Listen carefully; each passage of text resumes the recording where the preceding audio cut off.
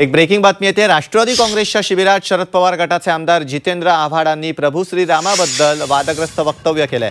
वनवासात असताना राम शिकार करून खायचा, त्यामुळे राम हा शाकाहारी नसून मांसाहारी आहे असं विधान आव्हाडांनी केलंय। तर भाजपा आमदार राम कदम यांनी आव्हाडांच्या विधानावर टीका करत मवियावर निशाणा साधलाय। राम आपला आहे, बहुजनांचा आहे राम, शिकार करून खाणारा राम तो आमचा आहे, आमच्या बहुजनांचा। तुम्ही जिथे आम्हाला सगळे शाकाहारी बनवायला जातात की आम्ही रामाचा आदर्श पाळतो आणि आम्ही मटण खातो। हा रामाचा आदर्श, राम हा शाकाहारी नव्हता, तो मांसाहारी होता। 14 वर्ष जंगलात राहणारा माणूस कुठे जाणार हो ते शाकाहारी शोधायला?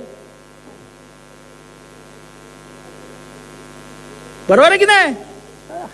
जे बोलतो ते खरं बोलत असतो मी।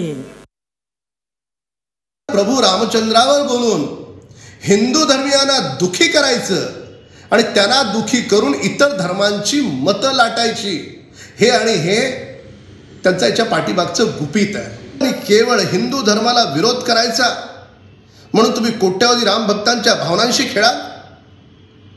श्रीमान उद्धव ठाकरे गप्प आहेत का? बोलत नाही शरद पवार गटाच्या नेत्यांना? हे काय चाललंय तुमचं? हे जे सगळं चाललंय ना, हे सगळं ठरवून चाललंय।